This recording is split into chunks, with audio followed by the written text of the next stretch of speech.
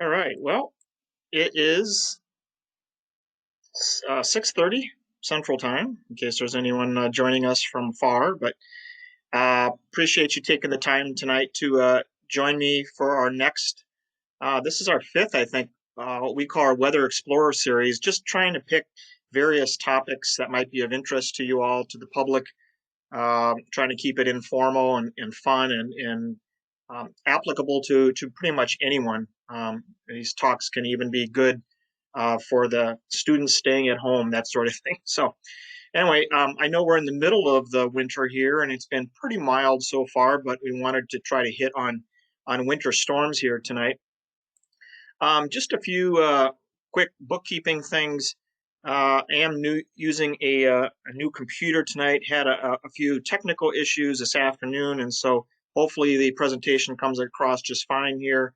Uh, as usual, if you do have any questions, kind of in the upper right of your GoToWebinar interface there should be a questions option or chat that you can add your question as we go along. As a presenter, I won't perhaps be able to answer all of the questions right away or while I'm presenting, but I hope to get through them all before we finish here this evening. Do not plan on going any longer than an hour and probably shorter than that. I'll try to keep it moving. So it all just kind of depends on how many questions we get. I know the Wisconsin Badgers are playing. If any, there's Big Ten fans out there. Basketball this evening too, so I'm sure you got lots going on. So why don't we just dive in? Again, my name is Todd Shea. I'm the warning coordination meteorologist at the La Crosse National Weather Service. Proud to be with the La Crosse National Weather Service. We've got a fantastic staff and quite a bit of experience, working just about any type of weather events, impactful weather. But this evening, we're going to be focusing, of course, on winter storms. And just a quick look to see who all kind of registered. This is a kind of a snapshot of different locations across Wisconsin, Minnesota, and Iowa where people registered. Not everyone that registered is necessarily within our service area, but most are. So just keep that in mind if you are calling in from a further away area. But of course, winter weather hits a lot of different areas. And of course, winter storms and winter weather can be very beautiful. Lots of neat scenery, lots of neat pictures out there, but it can also become very dangerous and very impactful. These are just a variety of photos that I took off of our webpage through different events through the years, including all the way back to 2007 when we had a one day of ice in southern Minnesota and another day with very heavy snow, and some more recent shots of some of the heavy snow and blizzard conditions we've had, even some of the impacts while people travel. And we're going to hit on, of course, some of that here this evening. So let's just dive in. And again, kind of sticking with the basics here. What is a winter storm? How do we define a winter storm? Well, really, we're talking about any larger winter weather, what we call an event, or a particular weather system that moves through that has higher impacts. Okay, so that could include, of course, blizzards, just a basic winter storm with a combination of things like snow and wind and cold temperatures. It could be just heavy snow. It could be ice with the ice storms, heavy accumulation and related damage with that, and it could be related to extreme cold too. Sometimes we might have a winter weather event that leads into an extreme period of cold weather. And so really any of these that have a less larger impact, we would consider a winter storm. And as I mentioned, there's a lot of beauty in what falls with the snow, and recreationally we can, use the snow out there to ski and that sort of thing. But winter storms do pose a danger, of course. I don't have to tell you that got lots of traffic accidents, huge travel impacts. You've got the heart attack issue and health issues from shoveling it or working out in it or just being out in the cold with things like exposure and hypothermia. So there's a lot of dangers when it comes to winter weather and winter storms. And costs, of course. What we do with the National Weather Service is also related to commerce and working with communities and businesses and what we call partners with emergency management and schools and highway departments, all trying to keep people safe, but also trying to keep those costs down. And winter storms, I think I saw roughly one big winter storm in the country can cost billions of dollars. $2.9 billion per winter storm that impacts a large area of the country. So there is a lot of costs, of course, involved with these big winter storms. Now, as we get further into this, just looking a little bit at the climatology in our area of winter storms and when we issue winter storm warnings in the National Weather Service La Crosse office. And the first graph just kind of shows you by year across from the left to right, and then the number of winter storm warnings that we've issued. And then on the right, it kind of breaks it down by the calendar month, if you will. Obviously, this is going to be a higher frequency in the winter months, but you can see December, January, February, the most common times, maybe February for overall winter storms. And we average, I would say, in the La Crosse service area, about 6, what I would call winter storms per year. Looking at it across the country, here's a nice geographic view of the winter storm warnings, I guess you could say count numbers by National Weather Service area. And this goes all the way back to the start of 2006. So, we've got 14, 15 years of data in here. And again, you can see that the Mountain West and certainly the upper Midwest, including the Northeast, has the highest frequency of what we would call winter storms. But it obviously starts to drop as you go further south. When we talk about blizzards, a blizzard is certainly a more intense winter storm where you're talking about reduced visibilities that can be very dangerous, high winds, huge travel impacts, much more dangerous, of course, than maybe just a basic heavy snow event. When you look at blizzard climatology, that is really more of a, Midwest, Central Plains type of phenomenon, where you get the open terrain, higher winds, drifting, blowing snow, far more common in the upper Midwest. And we're kind of on the eastern tail of that climatological max to our west, if you will. It is kind of important to note that just in our vicinity here in the southeast Minnesota, northeast Iowa, and parts of Wisconsin region, that there's quite a bit of difference when you go kind of west from the Mississippi River, when you get into, of course, southern Minnesota and northern Iowa versus traveling on the Wisconsin side, just a lot more open land, flatter, maybe less trees in some areas. And so that has a big impact when it comes to blowing snow and those lower visibilities that we would look into for blizzards. All right, and then going into the blizzard counts, the blizzard warnings that the National Weather Service's issue. Again, this is back to 2006. And again, it kind of matches my previous graphic where it's certainly a peak more in the Dakotas and parts of Minnesota. But we have our maximum as you get into really anywhere east of the divide and in kind of in the central Midwest can certainly have blizzards.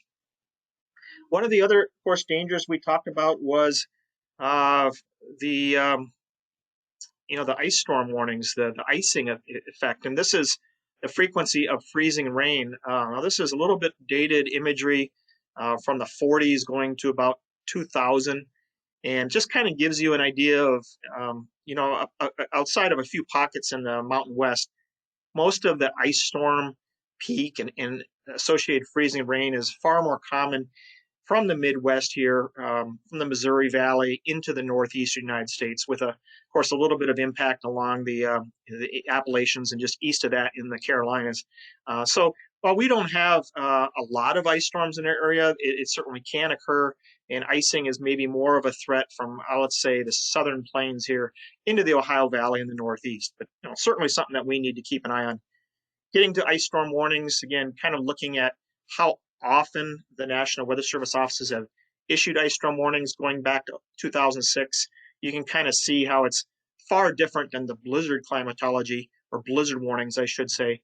You see quite a bit of this from the southern plains into the Missouri Valley into the Northeast.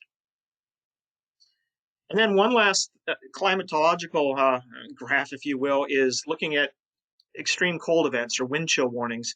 And again, going back to January 1st of 2006, this is a look at how many wind chill warnings each National Weather Service area has issued.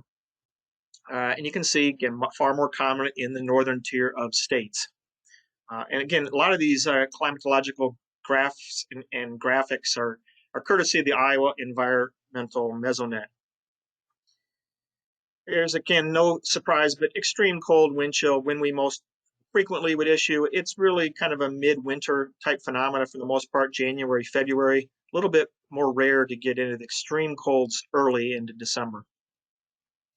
All right, let's talk a little bit about the challenge, if you will, of predicting winter storms. And it certainly is a challenge for everyone in the meteorological side. You know, we look at a lot of computer models and what we call ensembles, which is uh, a lot of these computer model solutions, if you will, kind of layered together. It could be the past few computer runs. It could be several different versions of the same computer run, but we get kind of blends and ensembles that maybe gives us some confidence in what might happen with their winter storm. We, of course, are using observations like satellite imagery and radar imagery more in the short term, and weather observations in communities, things like that.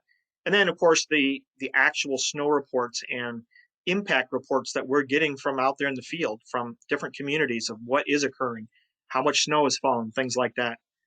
Of course, when we make these predictions, there's different scopes. You could talk about days in advance where maybe there's a lot of inconsistency in the models and the trends are still trending one way or another. That leads to maybe lower confidence until we get closer to the actual storm.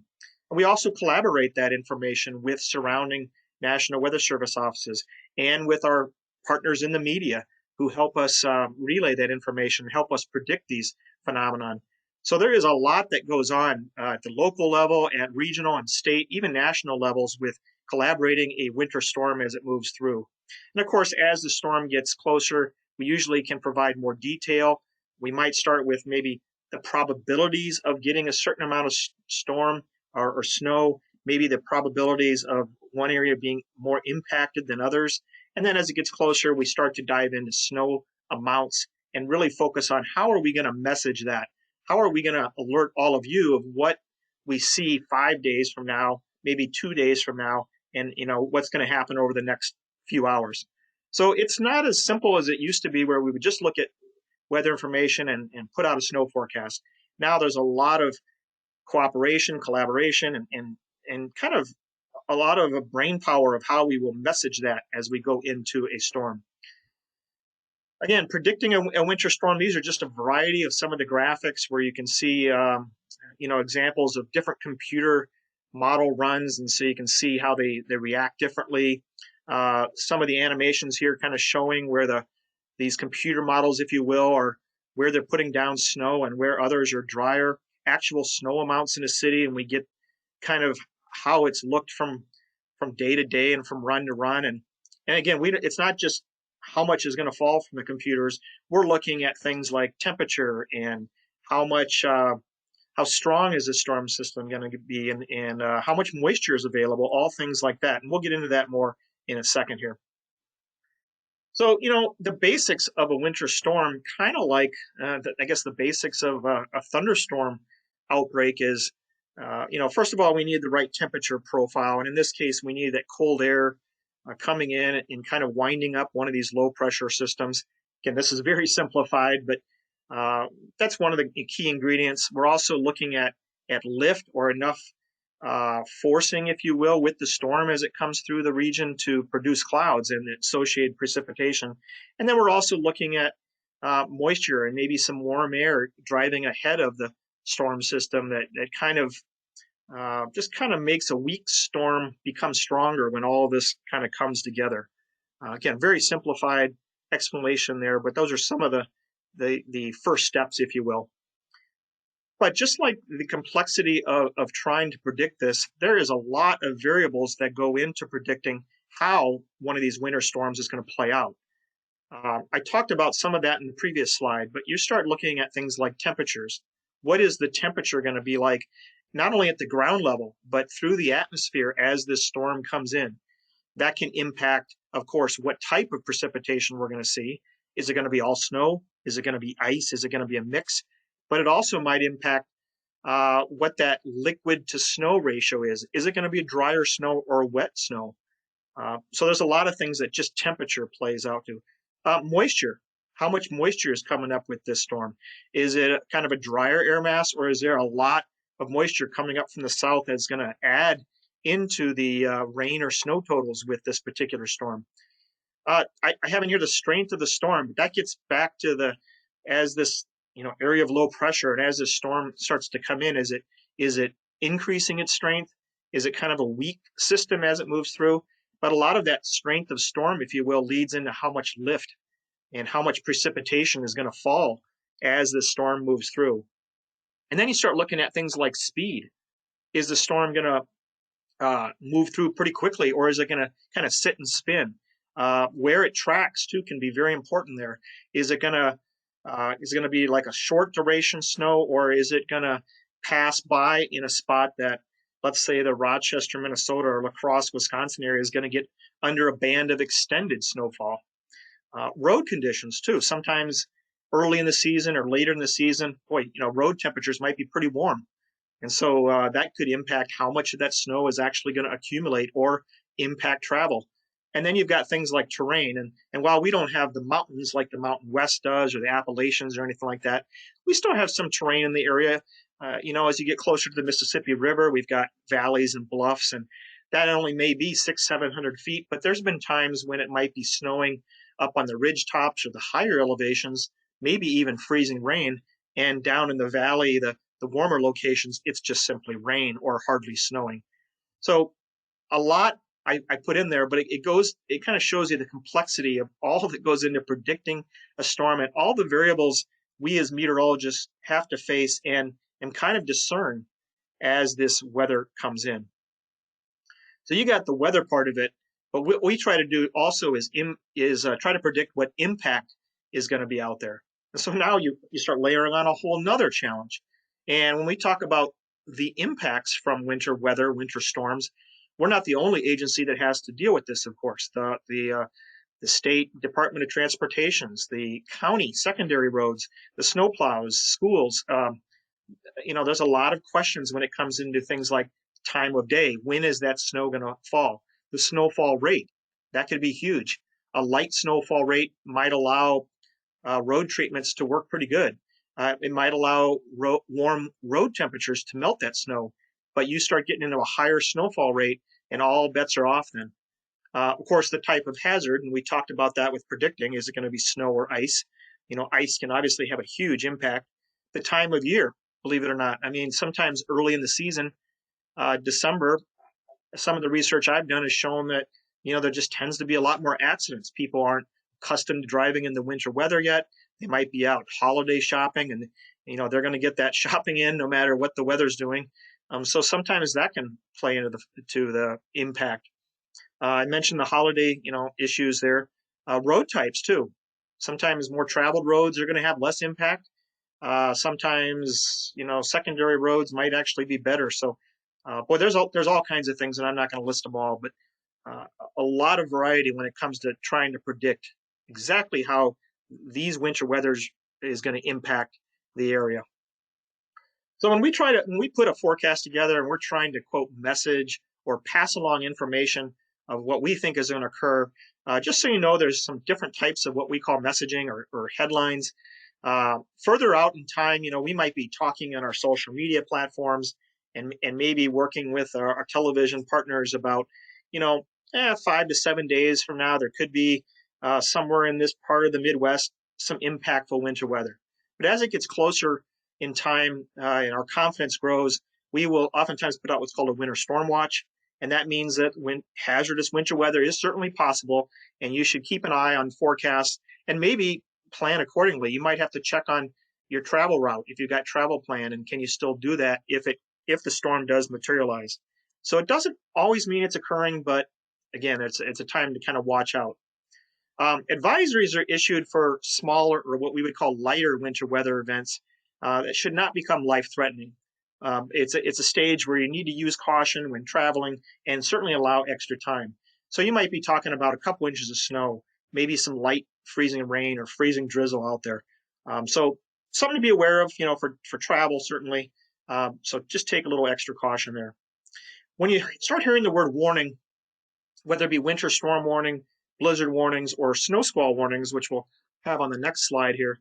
Now you're talking about, our confidence is high. The winter weather that's going to be hazardous is expecting or occurring. That's usually when travel is not recommended or it becomes simply dangerous, especially in blizzard conditions. It certainly could be life threatening out there. There might even be cases where the highways are being closed, travel's impossible, things like that. So that is reserved again for those warning level type of events. And we have a newer type of warning that was just started a season or two ago called the snow squall warning.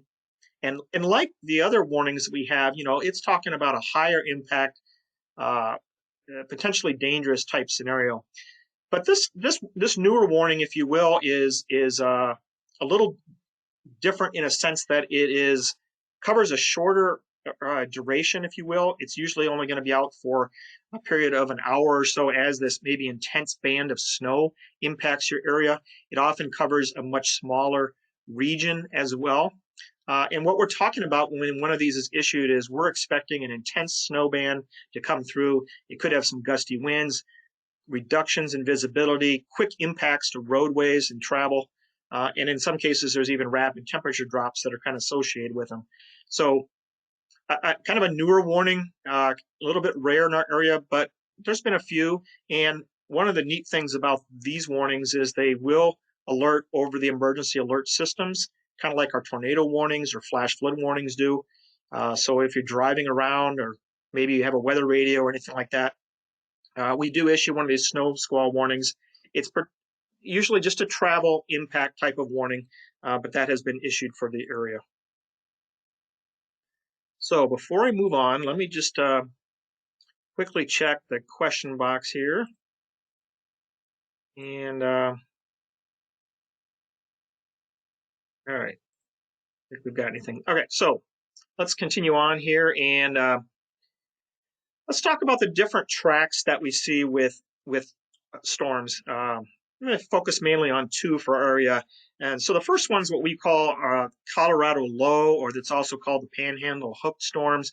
But it's basically a storm system that's kind of coming out of either Colorado or the southwestern United States.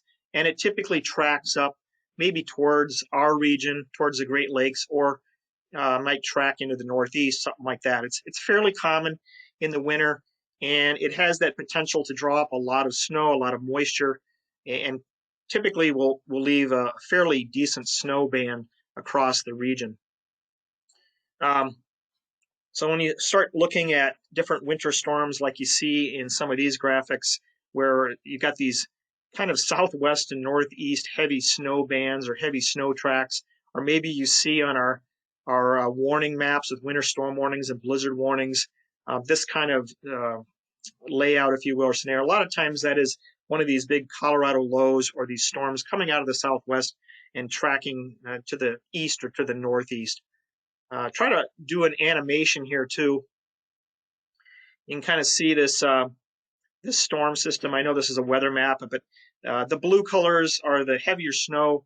And as this storm kind of tracks from the plains into the Great Lakes, you can kind of see how a lot of the green or rainfall stays to the south. And there's this band of heavier snow that kind of tracks as it moves along. Got another example here from, again, a storm that maybe forms down in Kansas and then quickly lifts or moves out through Iowa and into the Great Lakes with kind of a heavier extended band of snow across our region. This actually occurred last April 2019, I should say, as a storm moved through our region and created quite a bit of impact.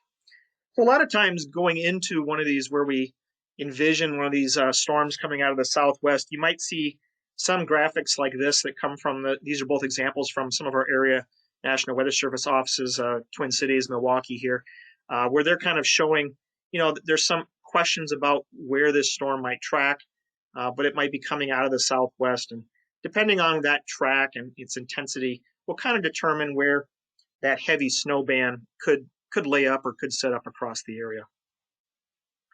Now, the other type of track that we see fairly common, what would be called an Alberta clipper, or what we call a clipper type storm. And these are different in a sense that they come from a much colder regime. They typically will come out of southern Canada the Canadian prairies and swing down through the northern states, through the Great Lakes, oftentimes bring a band of snow with it, maybe a much colder push of temperatures, sometimes ground blizzards, things like that with these types of storms.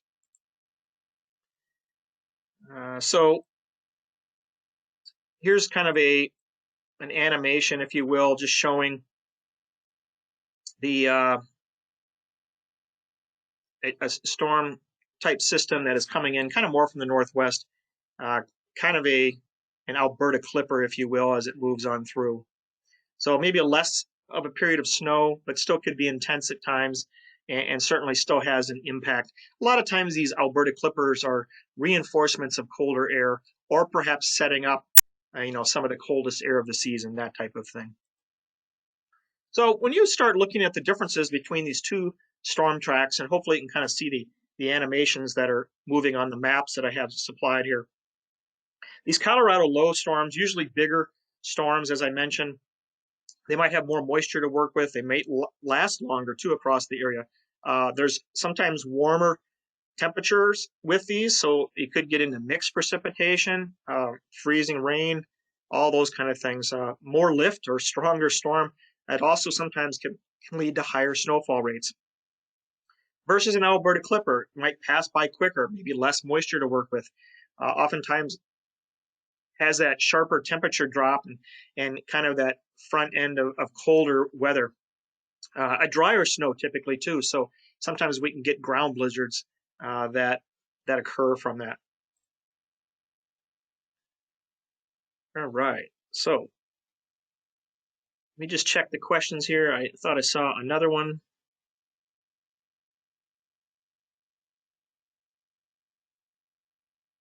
I will be talking about the polar vortex here in a little bit, so maybe I'll wait for that because I do have a slide coming up for that. So, all right, when we talk about a warmer temperature profile, remember I mentioned temperatures are oftentimes kind of a bigger uh, issue when we talk about trying to predict these weather precip events. And so we can get, of course, the all snow event, but oftentimes we'll have a mix where you get sleet or freezing rain. And if it's warm enough, maybe even all rain as a storm comes through.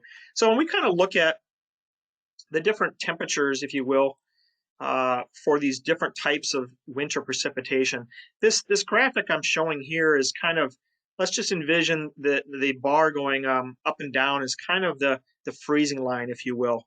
And basically, if the temperature, not only at the ground level, but all the way above us going up into these clouds, basically remains below zero, precipitation is going to fall as snow. That's pretty clean cut. Ice particles form in the clouds and they, gather, and we're going to get snow from that.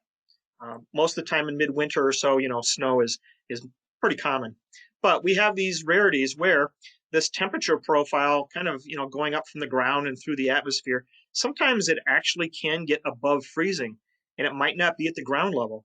It could get above freezing several thousand feet above us, or maybe not even that far. But there's a warm layer where it actually can get above freezing for a band. So if you envision these snowflakes or ice falling out of the clouds, and then they start melting a little bit, but then they end up going back into colder air again. That's oftentimes a way that we can get into kind of a sleet regime, where we start maybe having a mix of snow or sleet depending on those temperatures. And then if you take it one step further, the deeper that warm layer is, and perhaps the warmer it is, those are all big factors, can completely melt that snow all the way as it falls. And at the ground level, we still could be below 32 degrees or below 0 Celsius, as depicted on the graph here. So you could be 25 degrees or 28 degrees, and you might be wondering, how is it raining out here? Well, again, that is raindrops that have melted from snow above you, and now they're just liquid, waiting for something to freeze on, if you will. And then as they hit the ground, if they hit power lines, trees, branches, you name it, or sidewalks, they're going to freeze with those colder ground temperatures, and boom, you've got icing, you've got freezing rain. So the difference in these different precipitation types often comes down to this temperature profile and what temperatures we are seeing as the storm moves through. Now, just looking at different snowflakes, again, most of snowflakes are different out there. I've seen some literature where I guess you could say designed snowflakes or manufactured snowflakes in some cases can be the same. But believe it or not, the types of snowflakes that we get, whether it be an actual, what we would consider a snowflake, or maybe uh, plates or blades or something like that, different types of snowflakes are very temperature dependent, if you will. So when you start looking at something like here, where we've got temperatures kind of across the bottom from the near freezing on the far left to much colder as you go to the right, you can see how we get different types of snowflakes, from plates to columns, back to plates, and then a mix. Sometimes there's needles. And so it really depends on what the temperature profile is in the atmosphere for that particular or storm, if you will. Now, different types of snowflakes can lead to higher accumulations, certainly with snow. So the bigger snowflakes or bigger snowfalls that we see these what you would consider kind of the average looking snowflake, these beautiful, you know, six-sided or what we call stellar dendrites, or the magical normal snowflake, if you will. And these are some pictures, if you will. When we get into a temperature profile, or perhaps the lift in the storm, or the air passing through a certain spot in the temperature regime, it might produce kind of these perfect snowflakes that can add up and pile up very quickly. So if you think about it, if we were to take all these snowflakes and just stack them, like you see these little building block things, we wouldn't get much accumulation, right? It would be pretty flat. But if you start talking about every one of these little snowflakes connecting together and kind of sticking in different areas, you get a whole different type of structure. So when we get these days when just monster clumps of snow falling out of the sky, sometimes you can almost hear them fall, about these big snowflakes. It's usually not just one big snowflake. It's usually a conglomeration or a sticking together, if you will, of these what we call stellar dendrites. And so you can pile up some snow very quickly when you have these type of conditions out there. So I hope that visually gives you some views on how that adds up. I mentioned earlier in the talks, snowfall rates are a big deal as well. Warm road temperatures can usually handle some snowfall rates, but this can impact how much accumulates, and of course, how well those snow clearing operations work. So I guess for an average winter storm, if there is such an animal, because there's a lot of hybrids between storm tracks and storm types here, maybe 1 inch per hour snowfall rate would be considered kind of an average, maybe 3/4 to 1 inch, something like that. Usually if it's a lighter snowfall rate, uh, keeping up with it is a little easier. But when you start getting higher than an inch, maybe 2, 3 inches an hour, or let's say there's some thunderstorms you hear with the snow, that usually means there's a lot of lift and bigger snowflakes. 2 to 3 inches an hour can occur, and that's really hard to keep up with. That can certainly offset warm road temperatures. Now, when we talk about snowfall in how much snow is falling, a lot of people think that that liquid to snow ratio is always about 10 to 1, right? If you get about I don't know, a tenth of an inch of liquid, you would get an inch of snow. Or if, let's say, we get an inch of precipitation, and people think, well, we'd have got 10 inches of snow with that. Well, it doesn't always work like that. There is a lot, again, with the different temperature profile through the atmosphere can really impact the snow to liquid ratio, if you will. Now, this graphic here kind of shows what the average, or what climatological max, or I should say, what it averages out to be. So for our example, and we're here under the letters ARX in the La Crosse area, you go to the graph here, we actually average, or our snow to liquid ratio on average, again, is more like 13 to 14 to 1. So it's not always a 10 to 1 ratio. But again, we can get anywhere from 2 to 1 all the way up to well above 20 to 1, maybe even higher with the real light, fluffy snows.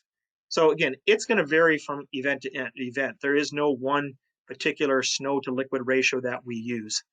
But averaging, 10 to 13 or 14 to 1 is in the ballpark for the most case. So this, again, think about it, this makes a big difference, right? The different storm tracks oftentimes have different snow to water or snow to liquid ratios. Again, drier versus a wetter storm. When you're talking about snow to liquid ratios over 20, that's where it just like piles up, very fluffy snow. Um, it's not gonna, you might be able to blow it off the sidewalk with a lawn blower or something like that. But you start talking about 10 to 1 or even lower, which can occur, 6 to 1, 7 to 1, then concrete is a better way to describe what the snow feels like. That's that hard, heavy, wet snow that's really tough to move. And that's where we start looking at physical issues as people try to move that amount of snow. So snow to liquid ratio can be a big deal breaker with winter storms. All right, some of you have been hinting on the questions, but let's just go over these and then I'll get to the questions here at the end. Some other terms that you may have heard, maybe not official Weather Service terms, but some other things about winter weather and winter storms out there. Now, here in the La Crosse area, we don't have to battle lake effect snows, but there are certain areas of the country where lake effect snow is can be a very big deal. It can also be a very big commerce deal with snow plowing and snow resorts and things like that. So just quickly, what is a lake effect snow? Usually how this occurs is we're bringing in relatively cold air, some of those first real cold shots of the year over relatively warm lake water or larger bodies of water. And that cold air then adds to the warmer temperatures. You get clouds condenses, and we can get these kind of narrow bands of heavy snow that will be downwind along the lakeshore, or perhaps inward a little bit away from that lake. It's not always right at the lakeshore, but a little bit in as that snow band kind of sets up. So I've got a couple of videos or animations showing here. I don't know how well that'll work with everyone's bandwidth, but on the left is kind of an animation showing radar returns of snow blowing off the Great Lakes from extreme cold coming down. And on the right is the big snow, I guess, emergency that they had from lake effect in the Buffalo, New York area several years back, where it wasn't hardly doing anything in one part of town, but you go into under one of those intense snow bands and traffic is impossible. Roads are shut down, and it can be a huge difference if you get under one of these bands.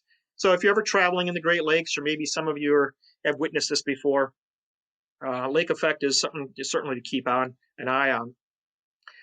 All right, another one that I think someone asked a question about, but has been kind of peeked its head up over the last few years, especially in the media, is this term, the polar vortex.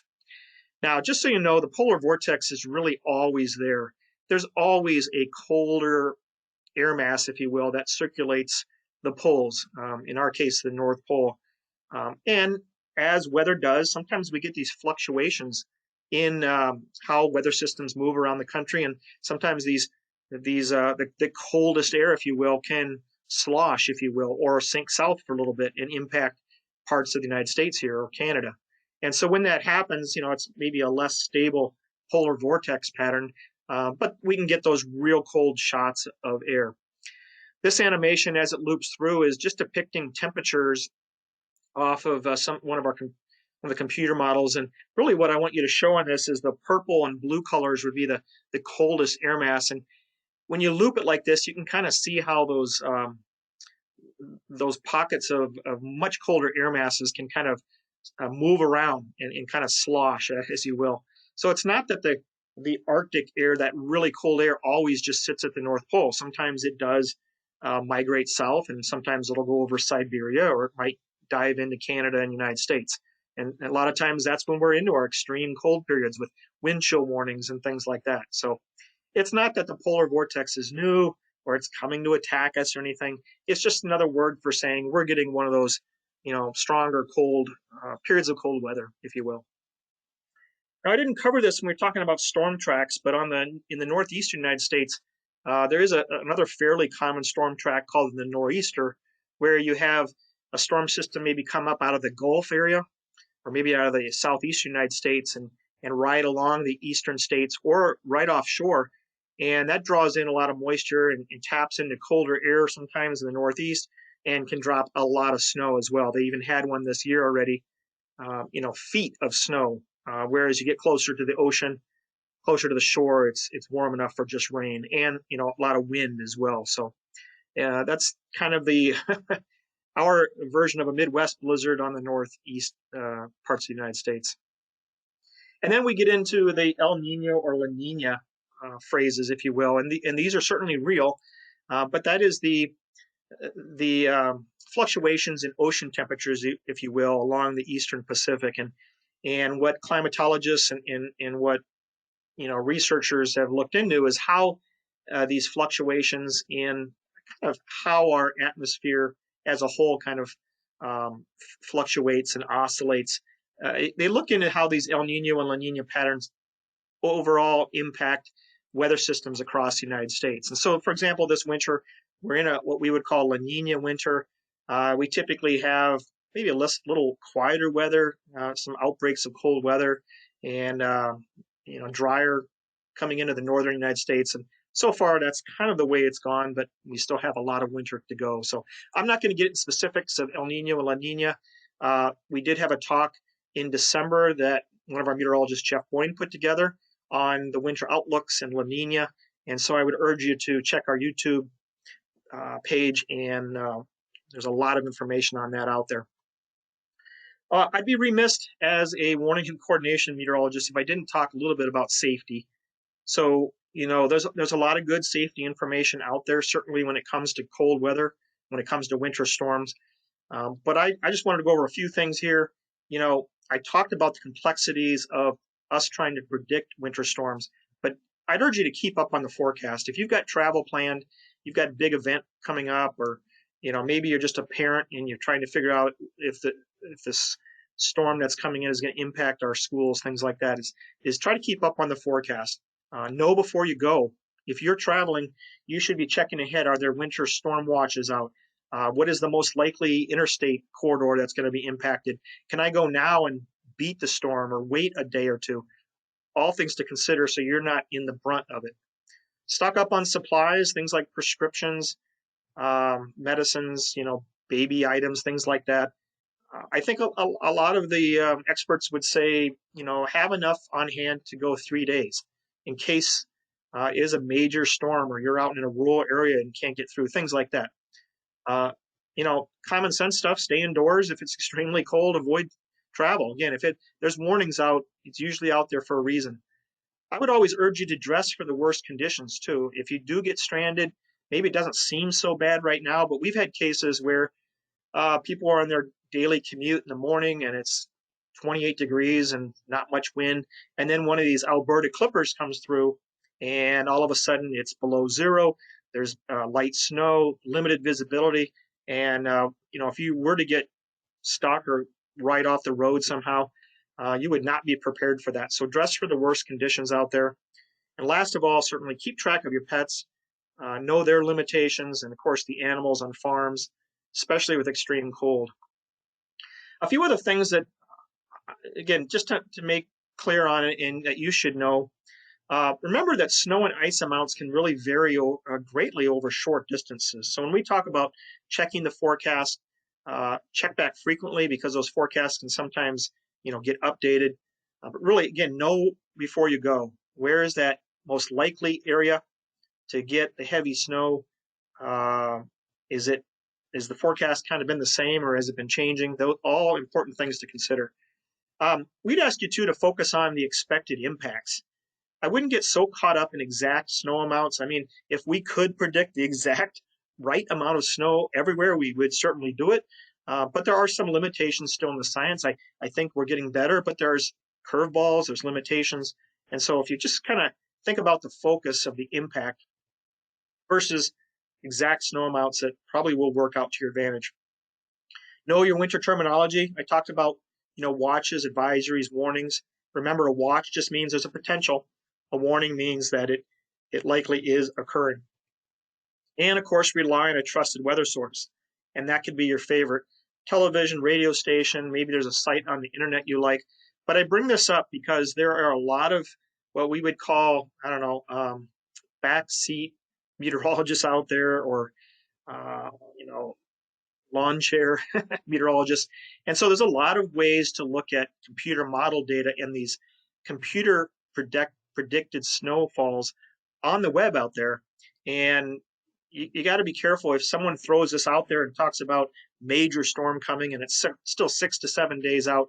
That could be a very dangerous type of prediction, especially if it doesn't come true. So rely on a trusted weather source, whether it be the National Weather Service or someone else that you trust, and don't get caught up again in all the hype that is sometimes out there way ahead of a storm.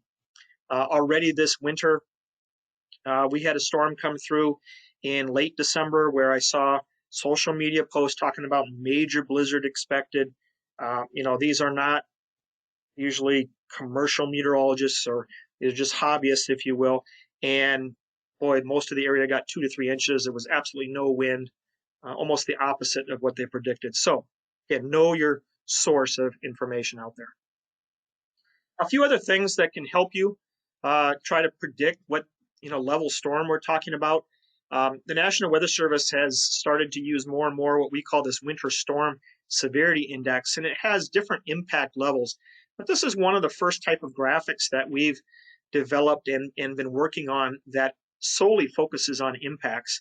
And these graphics, they take into account different types of winter hazards, if you will.